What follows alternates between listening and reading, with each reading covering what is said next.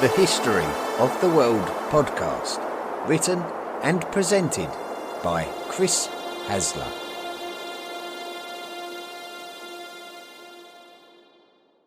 Study and play come together on a Windows 11 PC. And for a limited time, college students get the best of both worlds. Get the Unreal College Deal. Everything you need to study and play with select Windows 11 PCs. Eligible students get a year of Microsoft 365 Premium and a year of Xbox Game Pass Ultimate with a custom color Xbox wireless controller. Learn more at windows.com/student offer. While supplies last. Ends June 30th. Terms at aka.ms/collegepc. Volume 4, The Medieval World. Episode 63, The Three Kingdoms of Korea.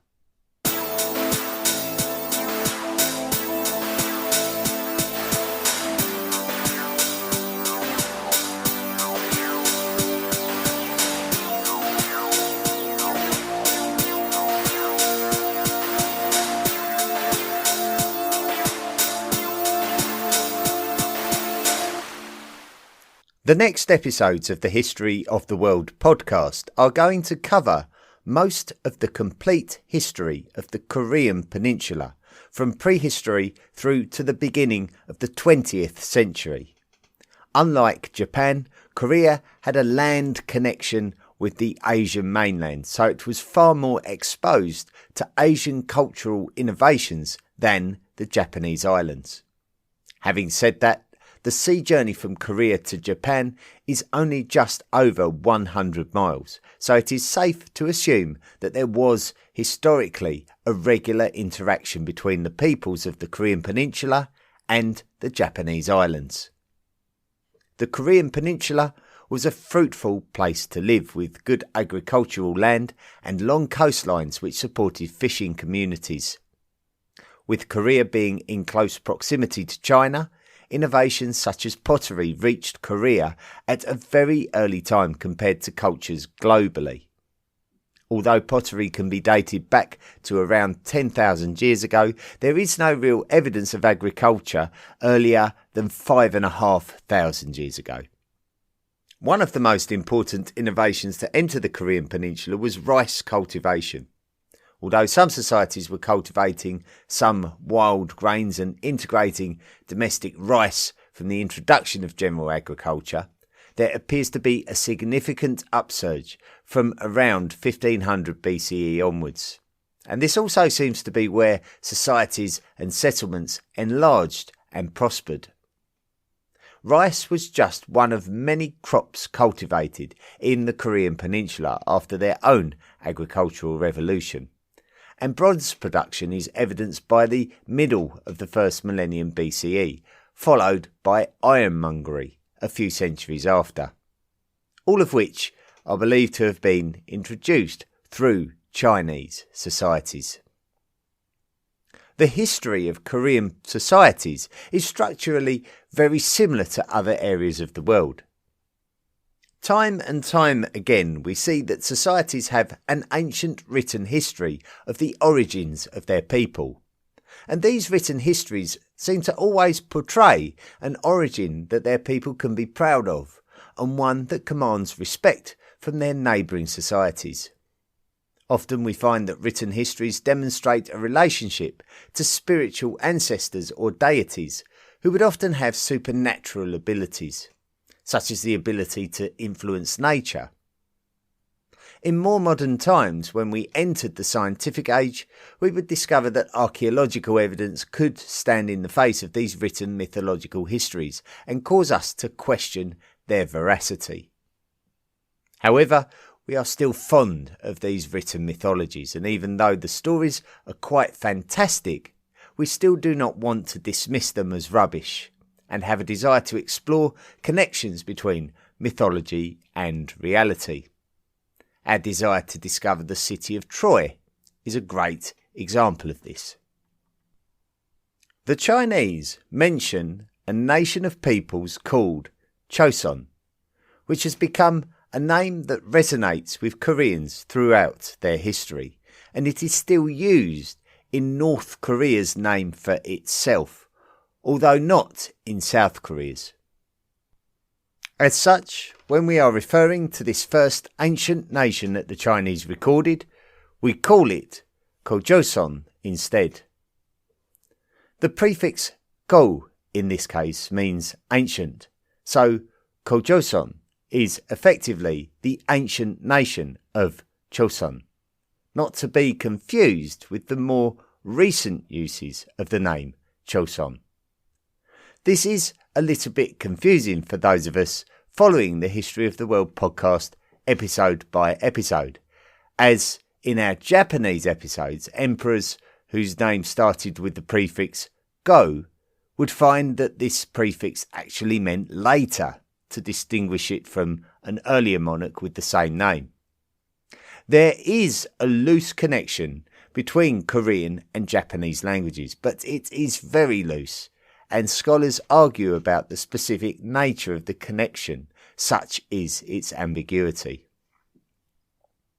In Korea's own texts, the nation of Joseon is acknowledged in Korean texts from the 13th century, many centuries later. Although there is no contemporary evidence of Joseon before the Chinese mention its existence during the Warring States period of Chinese history, Korean texts suggest that Joseon was 2,000 years older than that. Korean mythology attributes the foundation of Joseon to a man called Tangun, himself a grandson of the Lord of Heaven, and the year has been calculated to be 2333 BCE.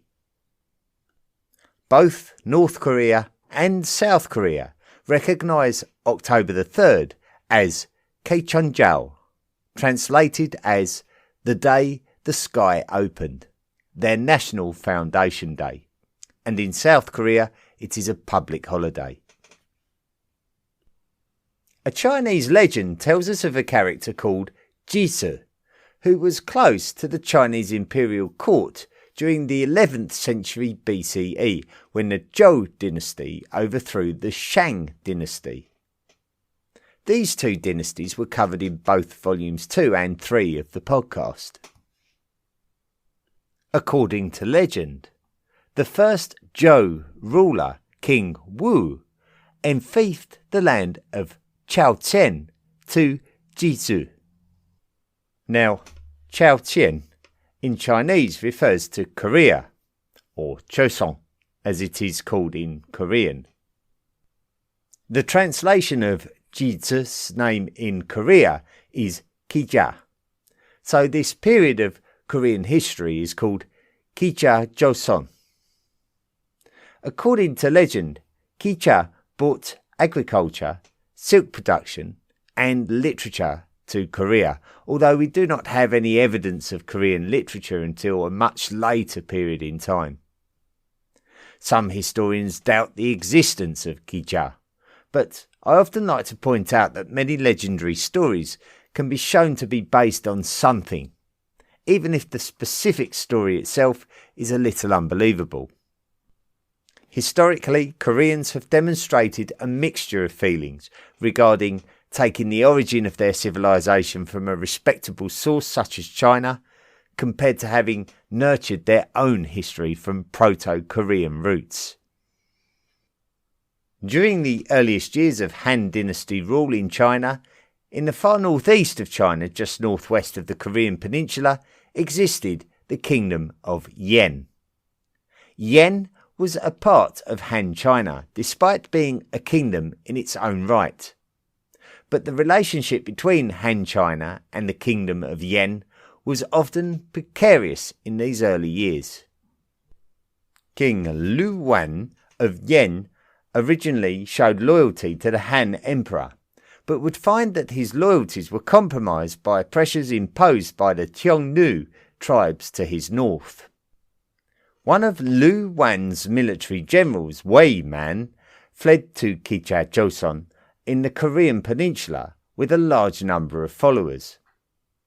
Wei Man seized power in Kija Joseon, thus ending the period called Kija Joseon and starting the period called Wiman Joseon in around 194 BCE. The existence of Wei Man is much more reliably triangulated through ancient Chinese scriptures. It is believed that most of the established Joseon states up to this point were concentrated in the north of Peninsula and that the south remained comparatively untouched. So the Joseon polities were quite accessible to the northernmost Chinese societies. With Han China looking to expand its influence, Wiman Joseon felt the pressures coming from its west. King Uko of Wiman Joseon wanted to control Han Chinese trade with the local tribes, and he would have to face the consequences when Emperor Wu of Han discovered that Uko had killed a Chinese envoy. Han China launched an invasion of Wiman Joseon in 109 BCE. Initially, Joseon successfully resisted. However, the senior statesmen of Joseon could not agree on a diplomatic solution, with many wishing to surrender to Han China. But King Uko defied these wishes. Ultimately, King Uko was assassinated by one of his own subjects, and this opened the gate for Han China to take control of Joseon, after a lengthy siege of the capital city of Wanggongseong, a city whose location remains unknown.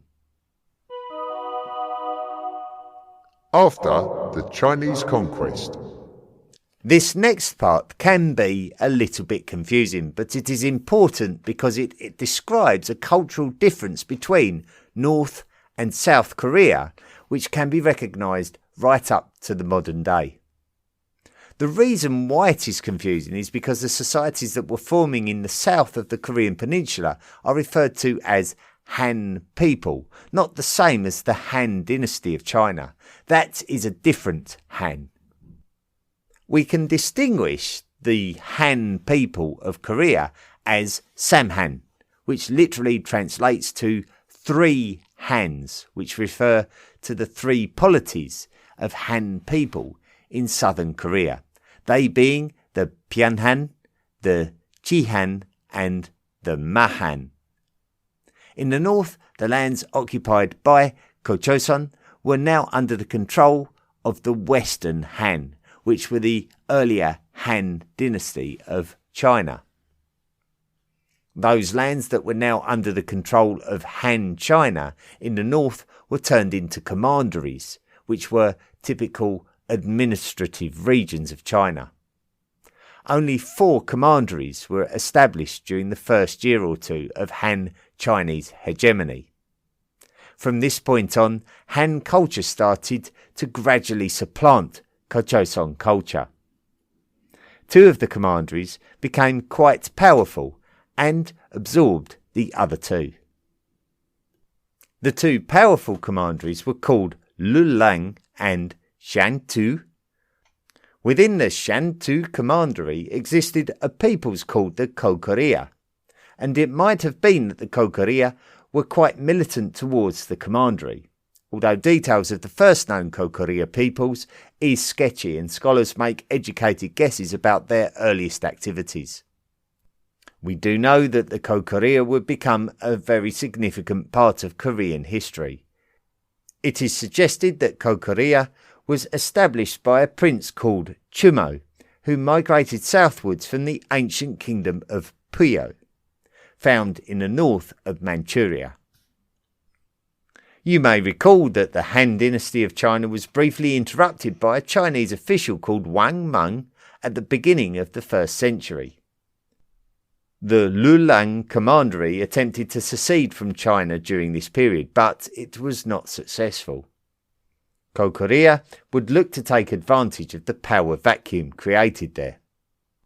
The revived Eastern Han dynasty of China would not allow this to happen, and so Korea would have to remain content with attempting to assert its authority over its immediate surroundings instead. By the 2nd century, Korea had become a considerable polity, fronted by a hereditary monarchy. Chinese scriptures refer to an individual called Gutei, and some historians believe this to be King Koi. King Koi was alive in the 3rd century, and Korean scriptures from centuries later describe him as the 8th king of Baekje.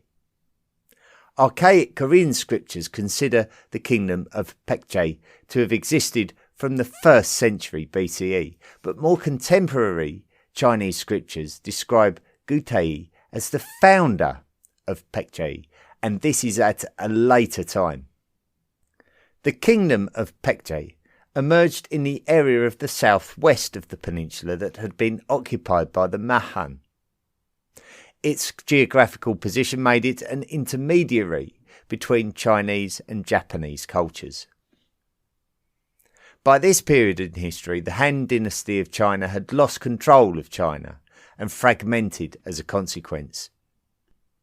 Members of the Cao clan established the state of Cao Wei in the northernmost reaches of the collapsed Chinese state, and this resulted in some degree of conflict between Korea and Cao Wei.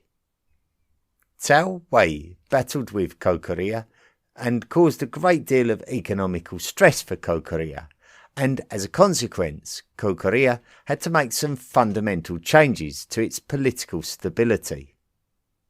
Not long after the tensions, the state of Cao Wei collapsed, and this gave Korea the necessary room to breathe again. During China's instability, Korea would enter the 4th century and rebuild a strong army and annex the Chinese commanderies that still existed in the north of the peninsula. This would bring Korea within close proximity of the other growing power in the south, Baekje. Korea was a nation that had a number of influences. With their territory stretching northwards into Manchuria, the warriors of Korea were influenced by steppe cultures and their semi-nomadic lifestyles and their skilled horsemanship. Horsemanship had certainly reached Baekje, but the nature of Baekje was much more sedentary in their agriculturally rich land. Baekje was much more closely linked to Chinese culture, including writing and religion, but there was still considerable Chinese influence on Korea too. Korea converted to Buddhism after receiving Buddhist monks during the 370s, and likewise Baekje followed suit after receiving monks in the 380s. Elements of Chinese culture such as Buddhism would migrate to the Japanese islands, using the Korean nation of Baekje as the conduit between China and Japan. The Golden Age of Korea. The oldest surviving chronicle of Korean history written in Korea is Samguk-sagi, written in the 12th century. The chronicle is written in classical Chinese before the creation of the modern Korean alphabet called Hangul. Samguk-sagi tells us about a great king of Korea called Kwangetto the Great. We are also lucky to have Kwangetto's tomb, which is accompanied by a stele, which is the largest engraved stele in the world, at over 7 metres in height. These two sources combine to tell us a little bit about what was going on during the lifetime of King Kwangetto. These earliest centuries of Korea's history are referred to as the 3 kingdoms of Korea. 3 states dominated Korean politics during this period: Kwangetto's Kingdom of Korea, the southwest kingdom of Baekje, and another kingdom called Silla. Silla was on the east coast of the peninsula, facing the vast Sea of Japan. As such, Silla would be the most detached of the kingdoms when it came to exposure from Chinese cultural aspects, such as Buddhism. Silla was a slow burner compared to Korea and Baekje, taking time to expand from its humble beginnings. A number of small states existed in the south and the east of Peninsula, and the ones in the south at the turn of the 5th century are collectively called the Kea Confederacy. Quangeto's texts include a description of a military force that includes cavalry, but also includes a navy, which is something that we have little information about previously.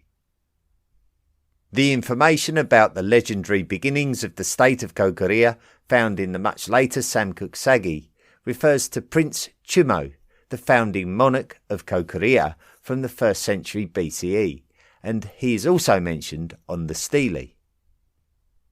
Chinese scriptures refer to him as Chumeng, so this is a classical case of adding historical and legendary legitimacy to the nation of Kokorea. Earlier in the episode we mentioned that Chumo had migrated southwards from a kingdom called Puyo, and by the 4th century Puyo had become under intense pressure from the Xiangbei, who were a nomadic steppe-land culture to the northwest. This weakened the Puyo state and enabled Kokorea to annex most of its territory before the reign of Kwangeto the Great. The state of Pakche, like Kokorea, also claimed its origin from the Puyo. In the later decades of the 4th century, tensions increased between Pakche and Kokorea. Kokorea, facing aggression from multiple fronts, temporarily moved its capital city to Pyongyang, the modern North Korean capital. Pyongyang had grown to become a major city from more humble prehistoric beginnings, so it is a very old settlement. King Gokukwan of Kokorea was killed at Pyongyang Castle by the son of the king of Pakche, the future king Gungkusu of Pakche, in 371. Pyongyang was subsequently sacked. The kingdom of Pakche appears to have had a strong connection with the Kofun period of Japan. There does appear to be a cultural connection between Pakche and Japan, as demonstrated through the similar Kofun burial sites that could be found in both nations. Despite this being a golden age for the kingdom of Pakche, when Kwangeto became the king of Kokorea in 391, he would strike back against Pakche in 396, taking control of the city of Willeseong, which is in close proximity to the modern South Korean capital city of Seoul. Kwangeto forced Pakche into a submissive peace treaty. Although Pakche accepted the peace treaty, they would still be plotting to obtain more strength and power with which to try and turn the tide against King Kwangeto of Kokorea. Pakche's attention would turn eastwards towards the kingdom of Silla, and they would rally up their allies not just in Japan but also in the Kea Confederacy to attack Silla. Kwangeto would send a significant number of troops, possibly 50,000 men, into Silla to help Silla defend itself against the aggressions of Pakche. Not only would Silla be successfully defended, but the army of Kokorea would also attack the Kea Confederacy, with Silla almost now taking a role as a protectorate of Kokorea, and Pakche and Kea having no choice but to accept the dominance of Kokorea. Kwangeto the Great had secured Kokorea's dominance of the entire peninsula. Kwangeto spent the rest of his reign expanding in the north of Manchuria against the nomadic tribes of the southern steppelands. When Kwangeto died in 413 and passed his kingdom to his son Changsu, it was a considerable size. Changsu moved his capital city to the Taesong fortress in Pyongyang in 427. The Three Kingdoms.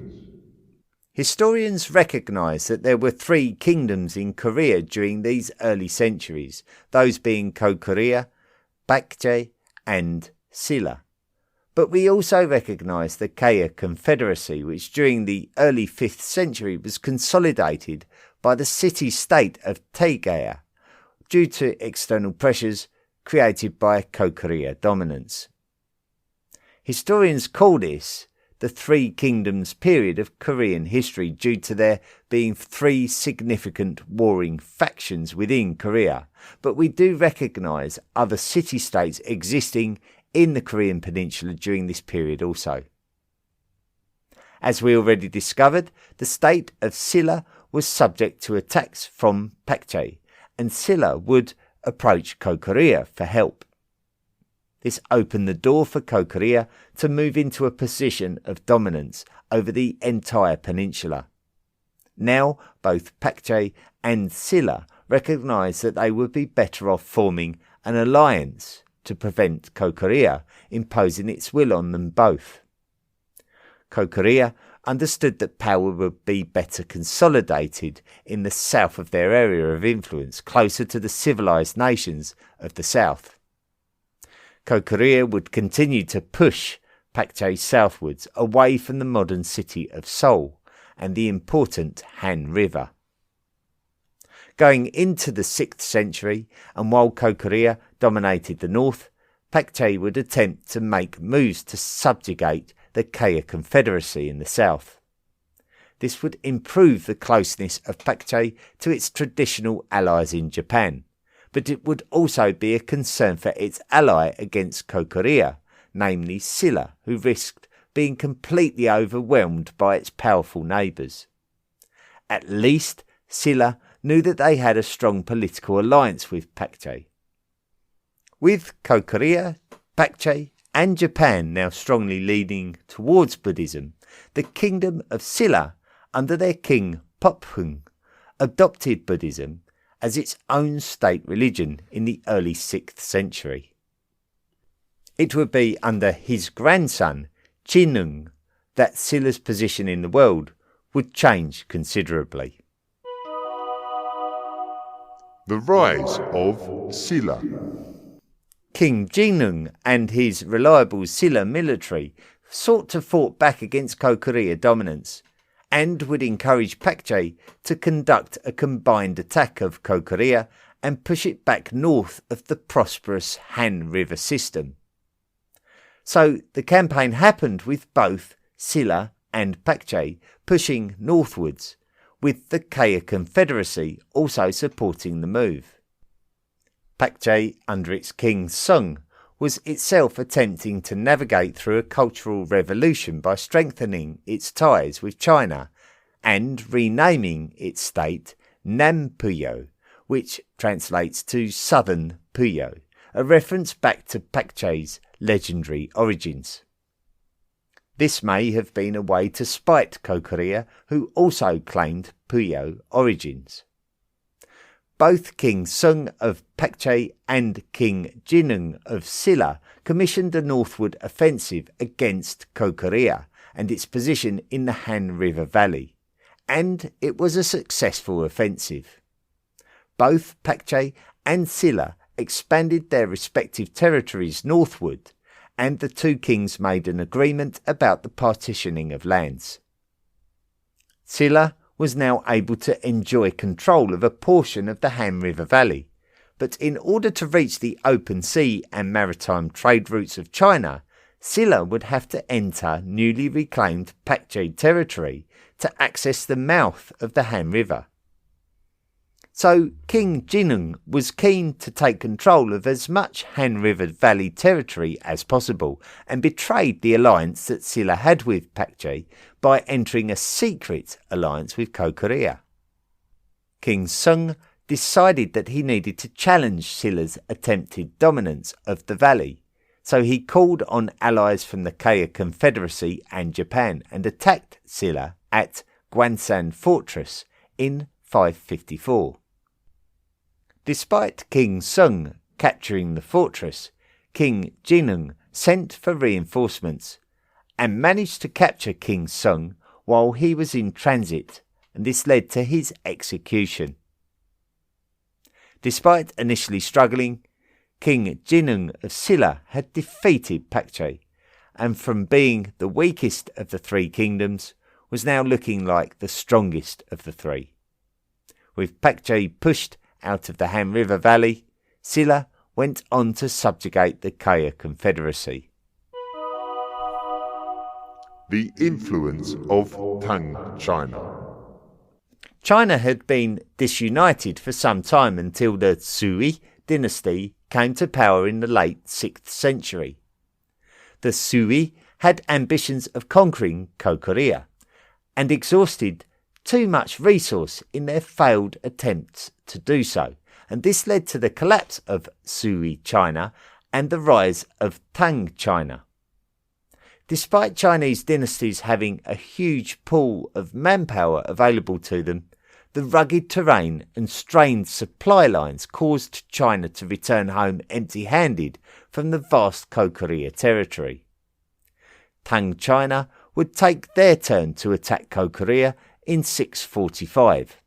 This time, Korea would successfully defend itself yet again. Any type of conquest of the state of Korea was an impossible task even for the Chinese dynasties. While Tang China was trying to conquer Korea, the two estranged former allies, Pakche and Silla, were still doing battle with each other.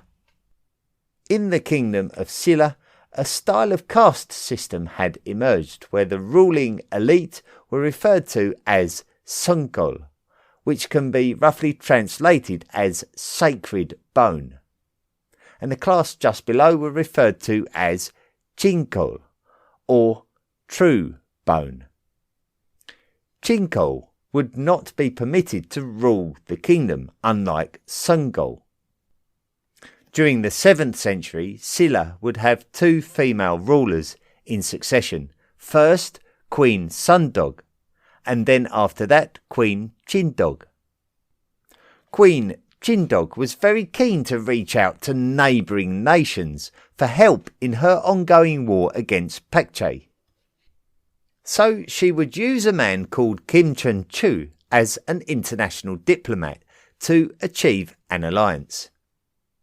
Despite being a direct descendant of a king of Silla, King Chun-chu's family line had been demoted to the rank of Chinko, which meant that he could not become the king himself.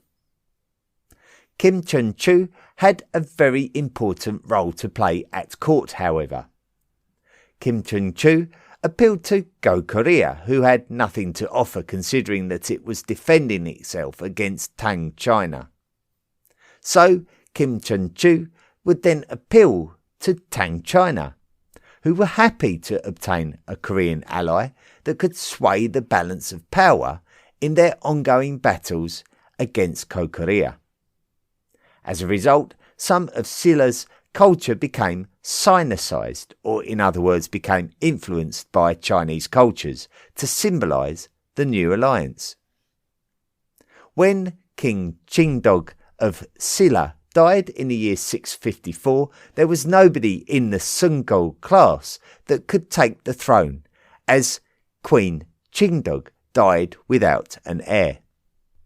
It fell into the hands of the Council of Nobles, known as the Huabe, to make a decision about the succession, and eventually Kim Chun-chu was allowed to take the throne and rule as King Muyeo. King Muyeo sent his general Kim Yu-shin with 50,000 men to link up with Tang military forces arriving by sea. Despite some stout resistance by the Pakche army, Kim Yu-shin led the Silla to victory at the Battle of Hwansang-bol in 660. The cause of the Pakche had not been aided by the disunity of the Pakche nobility.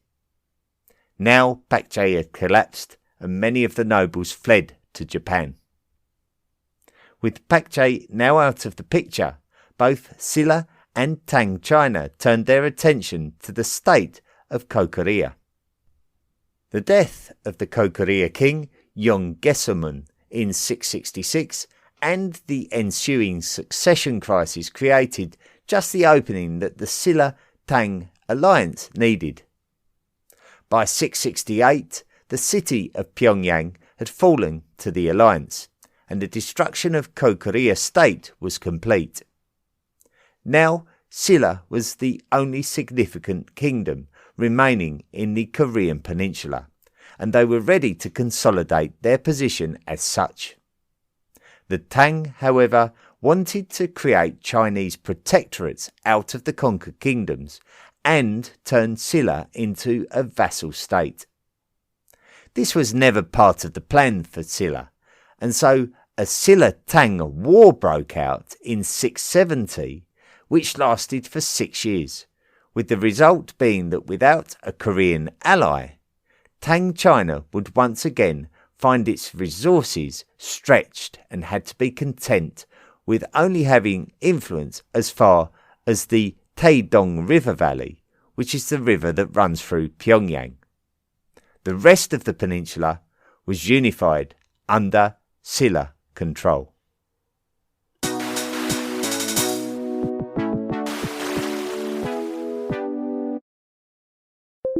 When you need to build up your team to handle the growing chaos at work, use Indeed Sponsored Jobs. It gives your job post the boost it needs to be seen and helps reach people with the right skills, certifications, and more. Spend less time searching and more time actually interviewing candidates who check all your boxes. Listeners of this show will get a $75 sponsored job credit at Indeed.com/podcast. That's Indeed.com/podcast. Terms and conditions apply. Need a hiring hero? This is a job for Indeed Sponsored Jobs. Send Help is now streaming on Hulu and Hulu on Disney+. We're somewhere in the Gulf of Thailand. Getting us out of here should be your focus. I'm your boss. You work for me. We're not in the office anymore. It's bold, relentless, and endlessly rewatchable. Discover why critics give it 93% on Rotten Tomatoes. You're so fired. Oh, am I? No help is coming. Send Help, rated R, now streaming on Hulu and Hulu on Disney+. Thank you so much for listening to this week's History of the World podcast episode on the three kingdoms of Korea. We'll be continuing our Korean story in a couple of weeks. Next week we'll be going back to our History of the World podcast magazine series regarding unlikely victories in battle. But if you do enjoy the podcast and you'd like to support the podcast, then please do visit our website, historyoftheworldpodcast.com. Click on the Patreon link and you can sign up to make a monthly contribution. Help to keep the wheels turning on this elaborate and in-depth project. You'll become a lifelong member of the History of the World podcast Illuminati, and you may qualify for gifts and rewards. Now, this week we have a couple of new members of the History of the World podcast Illuminati to welcome. That's William Medwid and Martin Nicolai. So thank you both of you for supporting the project. Now, if you'd like to access bonus material and you want to listen to this podcast ad-free, you can do that. You just subscribe to the podcast on Spotify. The link is in the podcast description. And if you'd like to get in touch with the podcast, please do drop me a line at the following email address. It's historyoftheworldpodcast@mail.com. Listener messages and reviews. Now, one of our listeners, Andrew Berman, sent a message to Lillian Cunningham. And Lillian is the producer of the podcast called Presidential. Now, if you've never heard of it, I strongly recommend it. I have done in the past, which is why Andrew's written the email that he's written. But it's essentially a podcast that looks at each of the American presidents, right from George Washington all the way through to Donald Trump. And it's not just a history podcast, but it's really more to do with... It's quite an alternative style of history podcast. it's more to do with aspects of each president, and it takes you a little bit into the personal characters of the presidents. It's absolutely fascinating. Strongly recommend it, and really nicely produced. It's a very warm production, very warm and gentle, and a pleasure to listen to. And Andrew Berman wrote to Lillian to notify her that I've been raving about her podcast at some point in the past.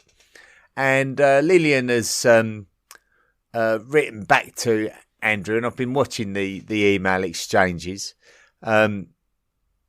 She's put to me, maybe we could have a collaboration one day. Well, that would be wonderful.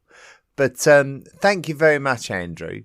Very kind of you to almost put us in touch with one another, let's say. But it's great that you've let Lillian know that I'm singing her praises. I've not emailed her personally, and I don't really know why I haven't. It's I enjoy getting emails from you, so surely it would make sense for me to email the podcasters whose work I'm enjoying. But thank you anyway, Andrew. You took the initiative away from me, and I appreciate that.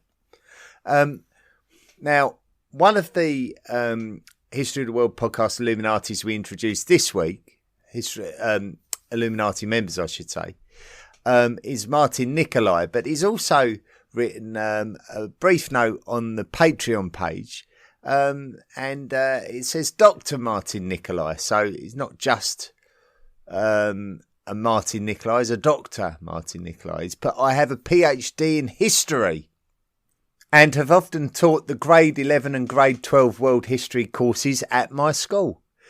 You have done excellent research and present the material extremely well with no mistakes that I have noticed.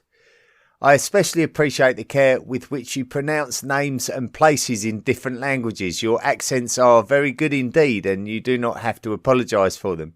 You are very kind and modest, and have to laugh at times about, and I have to laugh at times at how you so deftly and nicely handle some of the more eccentric questions raised by your listeners. Well, thank you. And for someone who's qualified in a manner that I am not, I take great pride in receiving such an email, and I'm very humbled. In actual fact, I do work hard on this project, and I try and honour the work of great historians that have preceded me, and try not to plagiarise their work, and try and use all of their resources to conjure up something that will be a culmination of all their works. So thank you very much, Dr. Martin Nicolai, for your very kind message, and I'm very humbled. Daniel Aspinwall has written in and said, love your work. I want to send a one-time contribution. How can I do that? Patreon seems to be about monthly transactions only. Thanks, Dan. Well, if you go to the historyoftheworldpodcast.com website, then you can click on the link that says buy me a book, and you can make a contribution there, Daniel. But thank you so much for inquiring. Now, don't forget, if you're a subscriber on Spotify, you get instant access to the bonus episode in which we tell you which resources we used to construct these episodes. So go along there now, and you should be able to see that there's another episode, a little brief episode, where we talk about the books that we used to make this episode that you're listening to now. Anyway, that's it for this week. Next week, we'll be going back to the Unlikely Victories series of our History of the World podcast magazine. And the following week, we'll be continuing our story on Korea. So thanks for listening once again. And until next week, be good. Ryan Reynolds here from Mint Mobile, with a message for everyone paying big wireless way too much. Please, for the love of everything good in this world, stop. With Mint, you can get premium wireless for just $15 a month. Of course, if you enjoy overpaying, no judgments, but that's weird. Okay, one judgment. Anyway, give it a try at mintmobile.com/switch. Upfront payment of $45 for 3-month plan, equivalent to $15 per month required. Intro rate first 3 months only, then full price plan options available. Taxes and fees extra. See full terms at mintmobile.com. the History of the World podcast, written and presented by Chris Hasler. Please consider making a financial contribution by going to the historyoftheworldpodcast.com website and clicking on the Patreon link. Email the show at historyoftheworldpodcast@mail.com. And don't forget to join our social media at Facebook, Twitter, Instagram and Tumblr. See you next time.